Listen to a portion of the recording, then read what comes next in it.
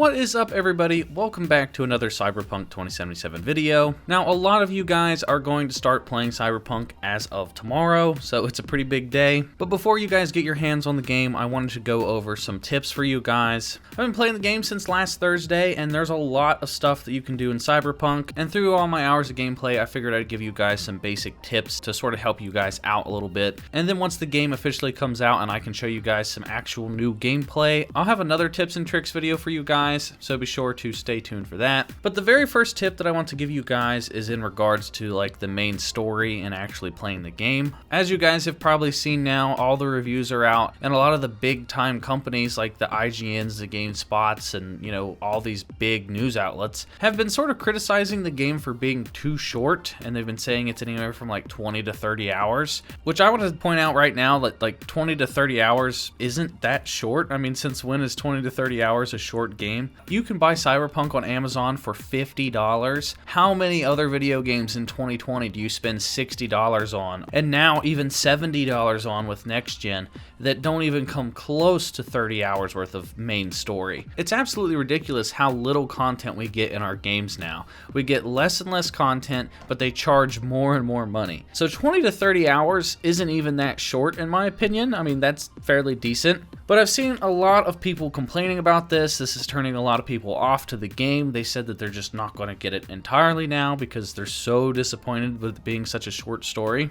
So my tip is to take breaks from the main story when you play this and do some of the side missions. Some of the side missions in this game are just as in-depth as the main story itself. There's a lot of choices you have to make. Some of the decisions that you make in these side missions will come back and they will alter the future of the game. And from my experience, when I was playing the story, it actually benefited me more to do some of the side missions, because if you sit down and you do nothing but the main story, you're going to miss out on a lot of opportunities in the main story. You're going to see a lot of dialogue options that are locked behind certain skill levels. Maybe you have to have a tech skill of 10, or maybe you have to have a body skill of 12 to unlock a certain dialogue option or opportunity. So when I went out and I did some side quests, I did nothing but side missions and stuff for a good 8 or 9 hours to level up my character. I went back to the main story and I started to realize that there were more dialogue options available. And I even tested it out. Like, I saved the game, picked dialogue option 1, figured out what the outcome was, then I load the save, picked the new outcome that I recently unlocked because I leveled up my character. I think it was like tech level 10 or something,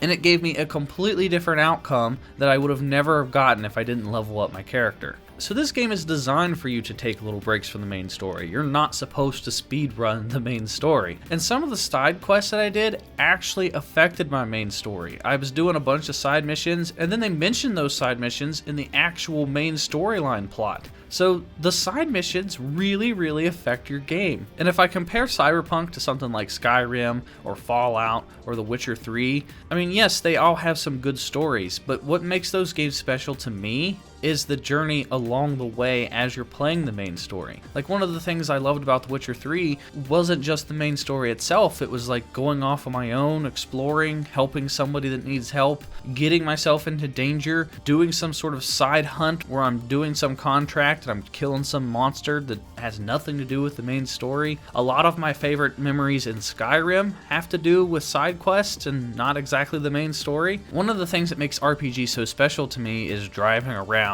and running across some random event or some sort of random encounter. And there's a lot of that here in Cyberpunk. So just don't rush the story. Trust me, it's going to make your experience a lot better. And in my opinion, I think the main story, if you do it the way that I've been playing, is a lot longer than, 20 to 30 hours. It really depends on just how much you want to enjoy the experience along the way. So then the next tip I have has a little bit to do with the combat, and from what I found with my playthrough is that I really highly recommend that you guys put some points into your hacking and into your stealth. For a good chunk of the game, I was just running and gunning, and I was going in and I was just blowing up everything and murdering everybody, and I wasn't really taking advantage of stealth and the hacking. And once I figured out just how good the hacking was, like the quick hacks, like you can disable some cameras, or you can cause a distraction to distract enemies, or you can completely hack another opponent's cyberware and have him like just kill himself, or you can poison an opponent from a distance with your hacks.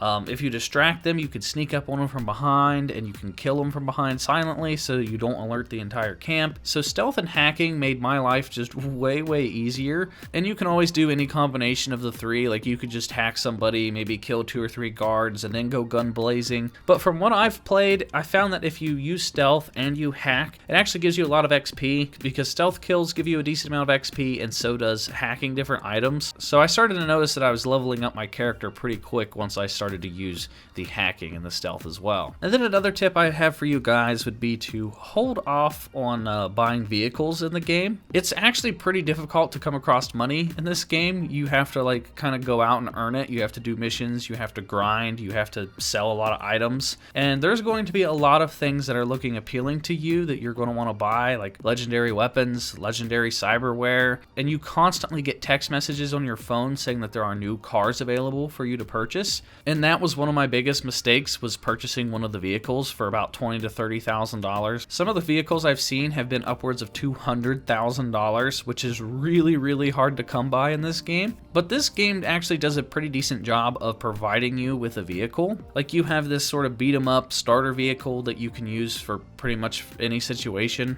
And there are some side missions where you can actually get some vehicles for free. So if I were you guys, I would just play some side missions, get yourself a free vehicle, and then just hang on to that free vehicle as long as possible. Because when I bought that vehicle, as soon as I did, like 3 or 4 missions later, I ended up getting a really fast, cool motorcycle for free anyway. So the vehicle I bought just instantly became obsolete. Now, if you're somebody that's into collecting vehicles, I get it. I mean, hey, maybe you don't care about weapons and stuff, and maybe you just want to buy vehicles. There are a lot of vehicles for you to purchase, but do keep in mind that if you want to purchase all the vehicles, you're going to be grinding for quite some time because they're pretty expensive. But that's just my recommendation, is do yourself a favor and don't purchase a vehicle right away. And then another tip I have is to actually invest in some crafting stuff. There's an entire tree dedicated to crafting, and from what I've found, crafting is actually the best way to get some of the best gear and the best weapons. If you invest your points into crafting, you can actually craft the best weapons in the game. And there's different perks and stuff where your crafted weapons will do better than any single weapon that you find out in the environment. Same thing goes with armor. You can craft the best armor. And there's also perks where you can sell your crafted weapons and armor for a marked up price. So it's actually a good way to make some decent money too. If you have the crafting resources,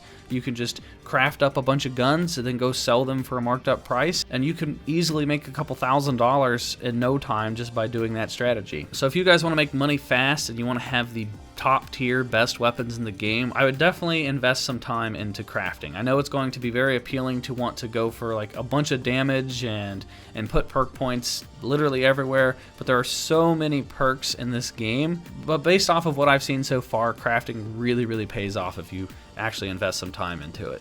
And then the next tip I want to give actually has to go back to the topic of stealth. There are a lot of side missions and stuff in this game where if you do it completely stealthy and you do not get detected at all, you actually get a bigger payout. So if you go with that stealth approach and you invest some points into your stealth abilities, I can already confirm it makes a world of difference if you put some perks into different trees where it makes enemies harder to detect you, or you move faster while you're crouching. Putting perks into the stealth tree really makes the stealth missions go by a lot faster, and it makes them a lot easier. And sometimes I've received up to double a payout for completing a mission completely stealthy. So if you guys really want to make a lot of money, I recommend that you guys dabble a little bit in that stealth tree. And the final tip I'm going to give you guys, which is pretty simple because I mean it's an RPG, but it's just to explore. I couldn't tell you how many things I've stumbled across that aren't marked on the map that you can find. I found a bunch of different buildings that are unmarked. I've found hideouts that are unmarked. I've found legendary gear and items that have been unmarked on the map. So it really pays off to just take your time and explore buildings and explore back alleyways and stuff, and go off the radar, go off the map, go to places that you think that nobody would ever want to go to, and odds are you might find something cool there. I remember I stumbled upon some sort of secret lab underneath a tunnel system. It was like in this back little cubby hole. I crawled underneath the cubby hole when I went down a hallway, and there was like this hidden laboratory. I killed this one guy who was working on a corpse, and he actually had this epic helmet that I needed that was like way better than the helmet that I had. So it definitely pays off to do some exploring. But those are some basic tips that I can give you guys without showing any actual gameplay. I'll have another tips and tricks video for you guys soon.